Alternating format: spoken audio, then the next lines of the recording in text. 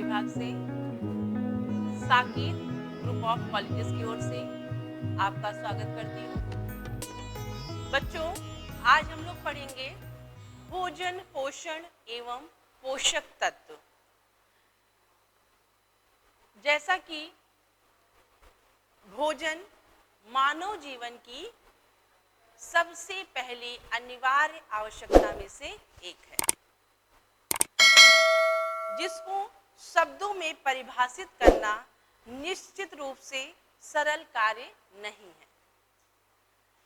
Chambers dictionary में भोजन का अर्थ निम्न शब्दों के आधार पर समझाया जाता है कि भोजन क्या है। जो व्यक्ति खाता है, भोजन वह है जो पचाया जा सके, भोजन वह है जो वृद्धि को बढ़ाता है। भोजन क्या है? जो खाया जाता है, भोजन जो पचाया जा सके और जो शारीरिक वृद्धि करे, वो क्या कहलाता है बच्चों? भोजन कहलाता है। शरीर के द्वारा ग्रहण किए गए या किए जा सकने वाले पचाने योग्य सभी भोज्य पदार्थ भोजन कहे जा सकते हैं। शरीर के द्वारा ग्रहण किए जाने वाले सभी भोज्य तत्व, भोज्य पदार्थ क्या कहलाएंगे बच्चों? भोजन कहलाएंगे, जो मानव की शारीरिक वृद्धि तथा विकास में सहायक होते हैं। क्या करते हैं? इनका काम क्या है? शारीरिक वृद्धि और विकास और वृद्धि करना। फिर है बच्चों कि भोजन, जैसा कि स्पष्ट हो गया, जो हम खाते हैं, पचाते हैं और शारीरिक या शरीर की वृद्धि में सहायक हो, वो क्या कहलाता है? भोजन कहलाता है। चैम्बर्स 28th सेंचुरी डिक्शनरी के अनुसार भोजन वह जो व्यक्ति खाता है, वह जो पचाया जाता है और मनुष्य को जीवित रखता है या शारीरिक वृद्धि कहलाता है। ये क्या था? भोजन था। फिर डॉक्टर उषा टंडन के अनुसार कि डॉक्टर उषा टंडन ने भोजन के बारे में क्या बताया? इन्होंने कहा भोजन वह पदार्थ है जो हमारे शरीर को पोषित करता है। क्या करता है? पोषित करता है और प्रत्येक भोज्य पदार्थ में पौष्टिक तत्व की मात्रा अलग अलग या विभिन्न या भिन्न भिन्न होती है। तो डॉक्टर उषा टंडन जी ने कहा है कि भोजन वह पदार्थ है जो हमारे शरीर को पोषित करता है और प्रत्येक भोज्य पदार्थ में पोषक तत्वों की मात्रा जो होती है वो क्या होती है? अलग अलग होती है, भिन्न भिन्न होती है। फिर है बच्चों कि डॉक्टर सुधा नारायण के अनुसार आहार वह ठोस पदार्थ है या भोजन वह ठोस पदार्थ है जो जीवित रहने के लिए, स्वास्थ्य को बनाए रखने के लिए, सामाजिक एवं पारिवारिक संबंध की एकता के लिए, संवेगात्मक तृप्ति के लिए, सुरक्षा एवं प्रेम की भावना के लिए या भावना को दृढ़ बनाने के लिए आवश्यक होता है। मनुष्य की शारीरिक, मानसिक, संवेगात्मक एवं सामाजिक क्षमता में संतुलन के लिए आहार की आवश्यकता होती है। मनुष्य की शारीरिक, मानसिक, संवेगात्मक एवं सामाजिक क्षमता के संतुलन के लिए किसकी आवश्यकता होती है? भोजन की आवश्यकता होती है। तो बच्चों, वे सभी ठोस पदार्थ जिन्हें हम खाते हैं या खाने योग्य हैं, जिसे आसानी से पचाया जा सके, जो हमारे शरीर को ऊर्जा प्रदान करे या ऊष्मा जिससे मिलती है, शरीर की वृद्धि होती है, ऊतकों की मरम्मत होती है और ऊतकों की मरम्मत एवं हमारे शरीर को पोषित करता है, वो क्या कहलाता है बच्चों? भोजन कहलाता है। तो ये था बच्चों भोजन। अब हम पढ़ेंगे पोषण, न्यूट्रिशन के बारे में। न्यूट्रिशन क्या है? जैसा कि पोषण शरीर में होने वाली विभिन्न क्रियाओं का संगठन है। क्या है? संगठन है। जबकि आपका भोजन क्या है? सभी तत्वों को की अनिवार्यता है, एक ठोस एवं तरल पदार्थ है। ये क्या है? ये विभिन्न क्रियाओं का पोषण, शरीर में होने वाली विभिन्न क्रियाओं का संगठन है, जिसके द्वारा सजीव प्राणी ऐसे पदार्थों को ग्रहण करके या ग्रहण करता है या उपयोग करता है जो शरीर के विभिन्न कार्यों को संपन्न करते हैं, शारीरिक वृद्धि करते हैं और टूट फूट में पुनः निर्माण करते हैं। वो क्या कहलाता है बच्चों? पोषण कहलाता है। पोषण क्या है? संगठन है। फिर है बच्चों, यूडकिन के अनुसार, अकॉर्डिंग टू यूडकिन, पोषण मनुष्य एवं उसके बीच का संबंध है। इसमें शारीरिक, सामाजिक, मनोवैज्ञानिक तथा जैविकीय पहलू सम्मिलित होते हैं। पोषण क्या है? मनुष्य के या पोषण मनुष्य के बीच एवं उसके बीच का संबंध है।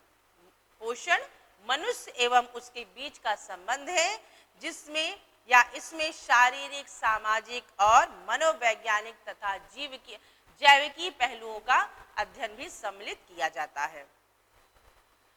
सुधा नारायणन जी के अनुसार, जिन सूक्ष्म रासायनिक प्रक्रियाओं के द्वारा आहार में पाचन, पोषण एवं संग्रह के बाद जिसका उपयोग शरीर द्वारा होता है, उसे क्या कहा जाता है बच्चों? पोषण कहा जाता है।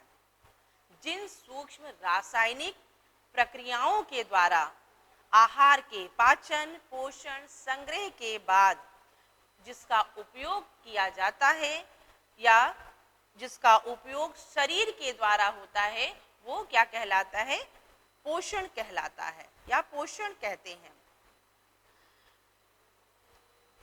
एस मुदाम्बी एवं सालनी रॉ के अकॉर्डिंग, विभिन्न पौष्टिक तत्वों का अध्ययन, उनके कार्य, भोज्य स्रोत तथा उनका मानव कल्याण पर प्रभाव ही पोषण कहलाता है। इन्होंने क्या कहा है? विभिन्न पौष्टिक तत्वों का अध्ययन, उनके कार्य, भोजन के स्रोत तथा उनका मानव कल्याण पर प्रभाव ही पोषण कहलाता है। फिर बच्चों, पोषण की स्थितियां कौन कौन सी होती हैं? ठीक है, कंडीशन ऑफ न्यूट्रिशन। कंडीशन में बच्चों सुपोषण तथा उचित पोषण, गुड न्यूट्रिशन जिसे कहते हैं। क्या कहते हैं बच्चों? Good nutrition. सुपोषण मतलब माल न्यूट्रिशन। फिर है आहार। पोषण की दो स्थितियां होती हैं, कौन कौन सी? सुपोषण और कुपोषण और पर्याप्त पोषण। आहार मतलब डाइट। अब हम किसकी बात करें? अभी तक हमने जाना भोजन क्या है, पोषण क्या है, और अब पढ़ेंगे हम डाइट। ठीक है, फूड और न्यूट्रिशन। अब हम डाइट के बारे में पढ़ेंगे। एक व्यक्ति दिन में जितना भोजन ग्रहण करता है, भोजन की वह मात्रा एक व्यक्ति का एक दिन का आहार कहलाता है। एक व्यक्ति एक दिन में जितना भोजन ग्रहण करता है, भोजन की वह मात्रा उस व्यक्ति की क्या कहलाएगी? आहार मतलब डाइट कहलाएगी। फिर बच्चों आहार जाना कि जो हम खाते हैं एक दिन में, वो हमारा आहार कहलाता है, और वो मात्रा किसी एक पौष्टिक तत्व की कम या ज्यादा हो सकती है। फिर है बच्चों संतुलित आहार, बैलेंस्ड डाइट। बैलेंस्ड डाइट क्या होती है?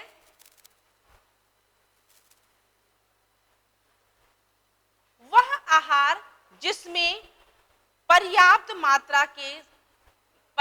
मात्रा में सभी पौष्टिक तत्व जैसे कार्बोहाइड्रेट, प्रोटीन, वसा, खनिज लवण, विटामिन और रेशे उपस्थित हों, वह आहार क्या होगा? संतुलित आहार होगा। जो शरीर की वृद्धि तथा विकास में सहायक हो, उसे संतुलित भोजन कह सकते हैं। वह आहार मतलब कम मात्रा में क्या खाएं? वसा, तेल, चीनी, नमक कम मात्रा में हमें मतलब खाना चाहिए। ये संतुलित होगा अगर हम कम मात्रा में खाएं। ज्यादा मात्रा में फल सब्जियां खाएं। मीट और अन्य मांसाहारी खाद्य पदार्थ पूरे दिन में 2 या 3 बार ही सेवन करें। फिर चावल या इससे जुड़े हुए मतलब कार्बोहाइड्रेट पूरे दिन में 5 से 7 बार सेवन कर सकते हैं खाद्य पदार्थों के समूहों के आधार पर, तभी हमारा आहार संतुलित कहलाएगा। जैसा कि स्पष्ट है कि वह आहार जिसमें सभी प्रकार के पौष्टिक तत्व विद्यमान हो, वह आहार हमारा संतुलित आहार कहलाएगा। पौष्टिक तत्व की बात करें, फिर है किसी एक भोजन में भोजन के सभी तत्व या अवयव उपस्थित नहीं होते हैं। कई भोज्य पदार्थों को एक साथ सम्मिलित करना पड़ता है। जैसे कि कार्बोहाइड्रेट से हमें ऊर्जा मिलती है, प्रोटीन से हमें शारीरिक वृद्धि तथा विकास होता है, शरीर की उपापचयी क्रियाओं के लिए विटामिन की सूक्ष्म मात्रा आवश्यक होती है, खनिज लवण शरीर के निर्माण का कार्य करते हैं, जैसे हड्डियों, दांतों, कोमल तंतुओं तथा रक्त आदि के निर्माण में भी सहायक होते हैं। रेशे भोजन के पाचन में सहायता करते हैं तथा आमाशय के क्रमानुकुंचन गति का कार्य करते हैं, जिससे आंतों में भोजन हमारा चिपकता नहीं है। जब शरीर की सभी जैविक क्रियाएं अंतःग्रहण पाचन, अवशोषण, उत्सर्जन आदि के लिए आवश्यक या शरीर के तापक्रम को भी ठीक करता है, सुनिश्चित करता है। तो भोजन में विभिन्न पौष्टिक तत्वों का सम्मिलित रूप क्या कहलाएगा बच्चों? संतुलित आहार कहलाएगा। क्या कहलाएगा? संतुलित आहार। फिर है बच्चों, असंतुलित आहार क्या होता है?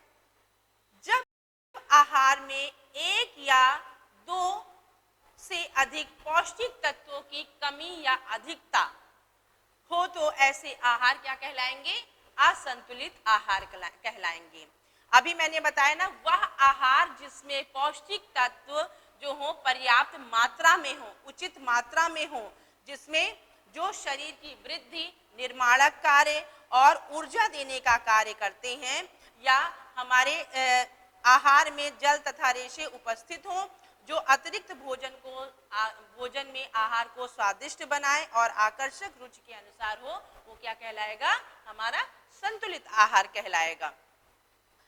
तो ये था बच्चों कि संतुलित आहार और असंतुलित आहार।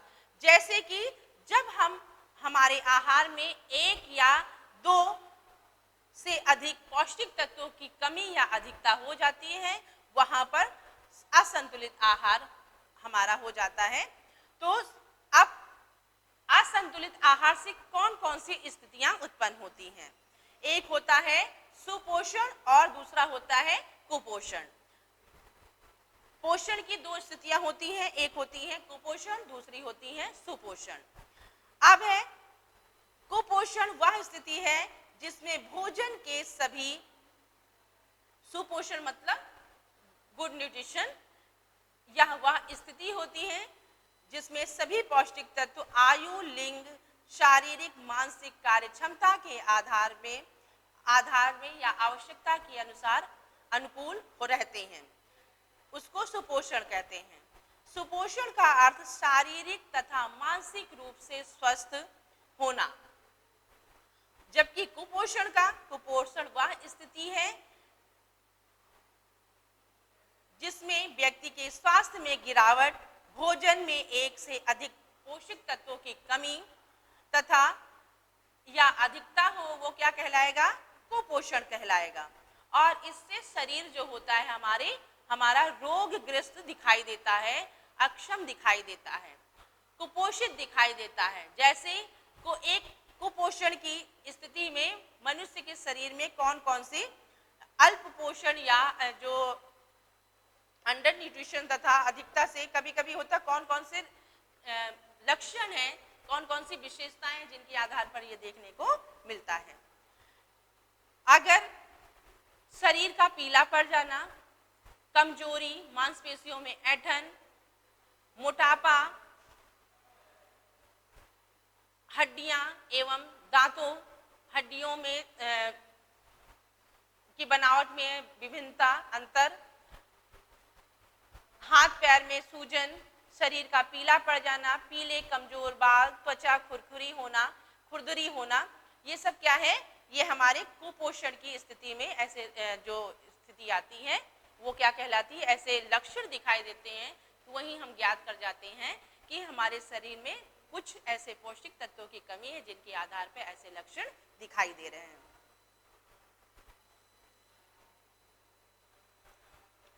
यदि भोजन में पौष्टिक तत्वों की कमी हो तो उसे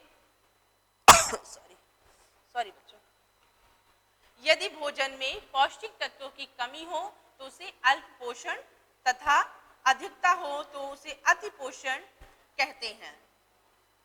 अल्प पोषण से अनेक प्रकार के रोग जैसे रक्त की कमी, विटामिन की न्यूनता या रतौंधी, अस्थियों की कमजोरी, सूखा रोग, क्वासियरकर, मरस्मस, ऑस्टियोमेलेसिया, ऑस्टियोपोरोसिस जैसे रोग दिखाई देते हैं या अनेक रोग हो जाते हैं। अतिपोषण जो शरीर के स्वास्थ्य से के लिए हानिकारक हो, इससे मोटापा बढ़ता है। मोटापा के कारण हृदय रोग, उच्च रक्तचाप, धमनियों में वसा का जमाव आदि हो जाता है, जिससे अनेक रोग दिखाई देते हैं। और अतिपोषण का एक उदाहरण है अविकसित तथा अल्प विकसित देशों में कुपोषण कम पोषण के कारण ही होता है। तो ये था बच्चों भोजन, पोषण और आहार, संतुलित आहार, असंतुलित आहार और पोषण की स्थितियां। अब हम आपको पढ़ाएंगे पोषक तत्वों के बारे में कि पोषक तत्व क्या होते हैं। भोजन के में अनेक जटिल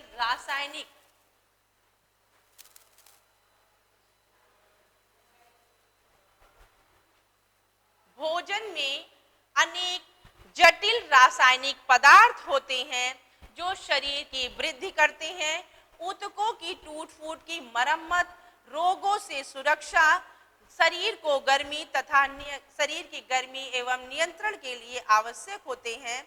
वो क्या कहलाते हैं बच्चों? पोषक तत्व कहलाते हैं।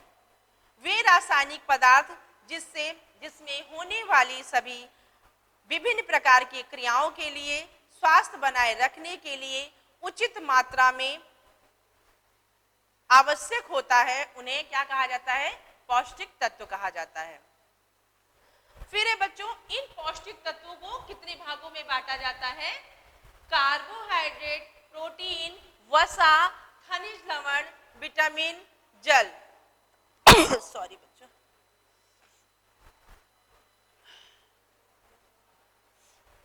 कार्बोहाइड्रेट, वसा, प्रोटीन, खनिज लवण और जल जो होता है, ये हमारे पौष्टिक तत्व कहलाते हैं। जल में कोई पौष्टिक तत्व नहीं होता है। जल में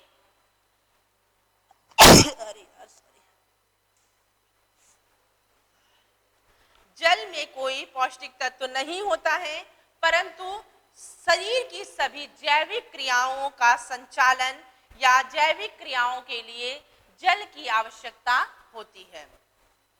तो बच्चों, पोषक तत्व क्या है? शरीर की भोजन में अनेक जटिल रासायनिक पदार्थ होते हैं जो शरीर की वृद्धि करते हैं, टूट फूट की मरम्मत करते हैं और रोगों से सुरक्षा करते हैं, शरीर को गर्मी प्रदान करते हैं। वो तत्व क्या कहलाएंगे बच्चों?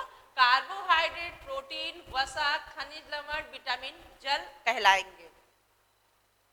फिर है कि पथ्यापथ, हमने क्या जाना बच्चों?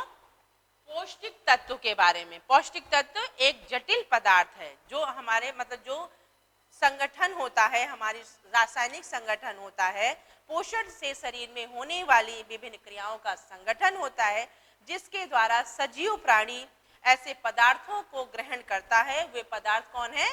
कार्बोहाइड्रेट, वसा, खनिज लवण, विटामिन, जल होता है, जिसके आधार पर अनेक शारीरिक कार्य किए जाते हैं और ये हमारे शरीर में उचित मात्रा में उपस्थित रहते हैं, तो वहां पर पोषण की स्थिति आती है, जिसे सुपोषण भी या गुड न्यूट्रिशन भी कहा जाता है। फिर बच्चों पथ्यापथ, डाइटिक्स। पथ्यापथ को आहार विज्ञान भी कहा जाता है। क्या कहा जाता है? आहार विज्ञान भी कहा जाता है, अर्थात पोषक तत्वों का ज्ञान और पोषण संबंधी आवश्यकताओं का ज्ञान। पोषक संबंधी या पोषण संबंधी आवश्यकताओं का ज्ञान, जिसमें आयु, लिंग, क्रियाशीलता, व्यवसाय, शारीरिक गति या क्रियाशीलता आदि और रोग की स्थिति हो, वो क्या कहलाएगा बच्चों?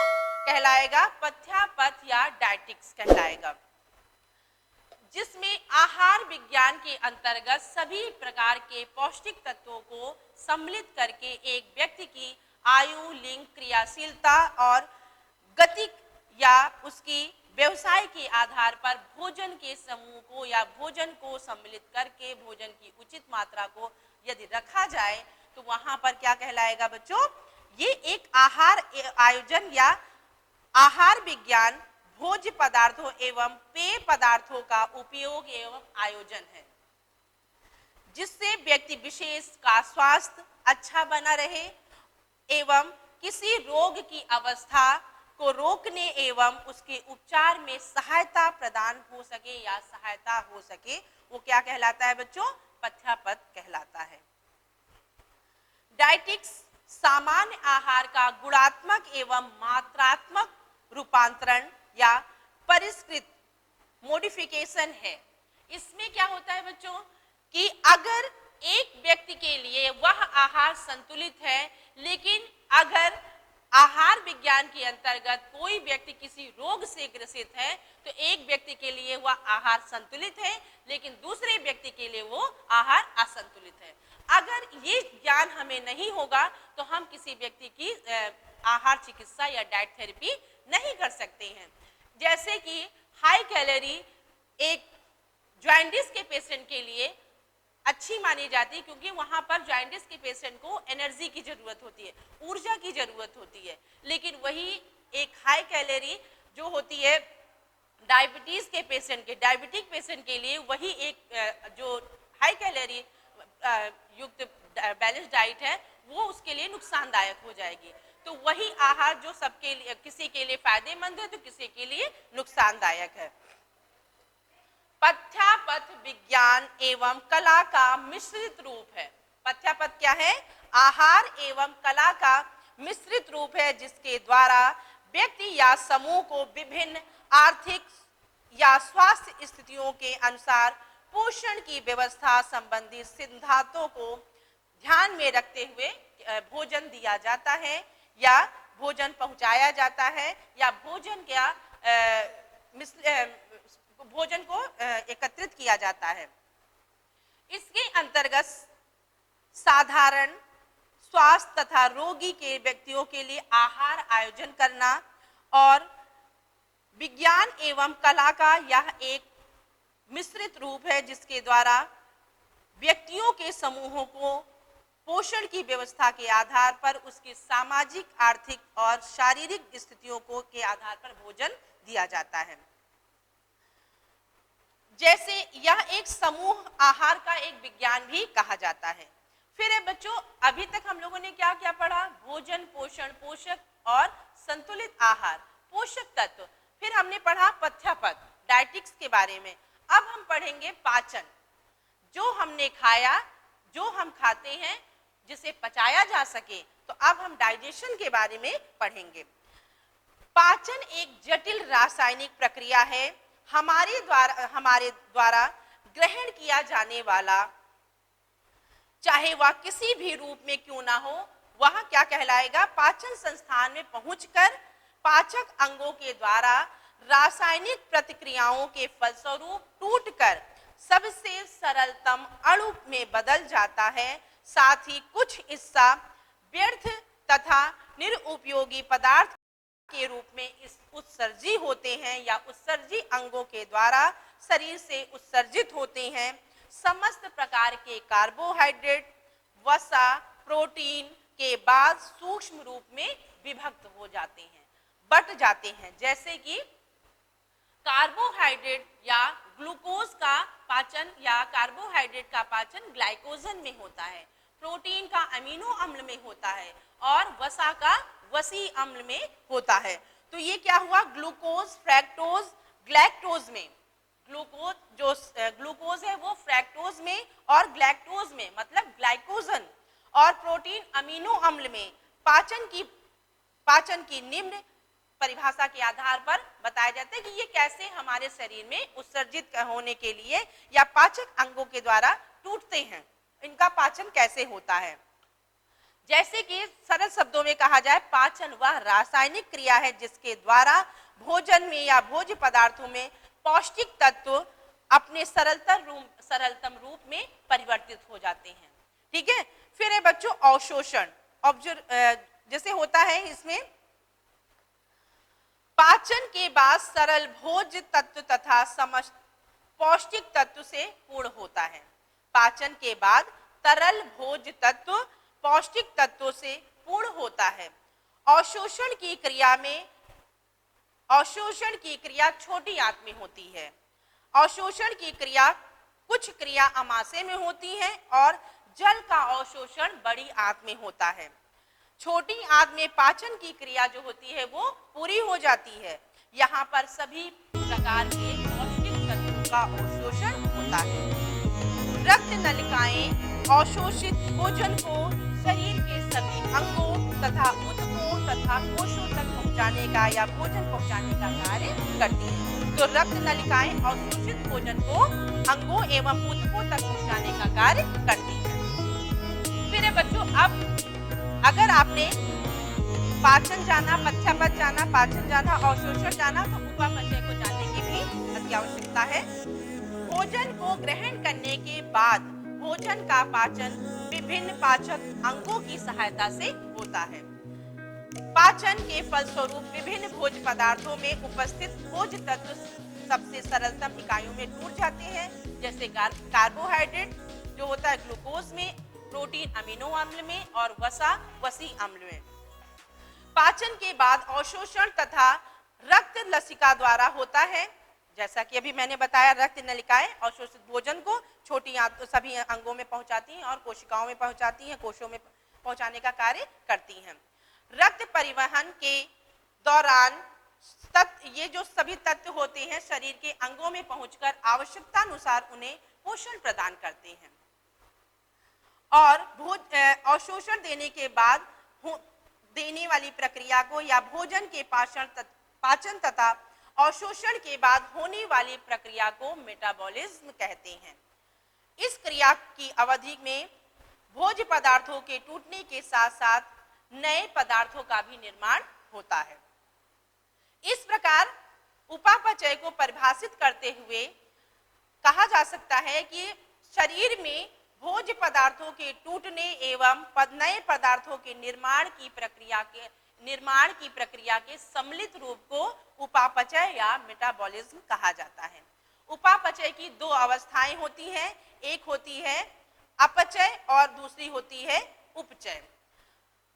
उपापचय की प्रक्रिया को सम्मिलित या भोज्य पदार्थों के टूटने बटने की क्रिया के फलस्वरूप भोज्य पदार्थ सबसे सरलतम रूप में टूटते हैं, उसे अपचय कहा जाता है, जिसे कैटाबॉलिज्म में भी कहा जाता है। ठीक है, और सरलतम रूप में टूटने वाली प्रक्रिया को कहा गया कैटाबॉलिज्म। जबकि शरीर में निर्माणकारी क्रियाओं जैसे मांसपेशीय तंतु का निर्माण, रक्त का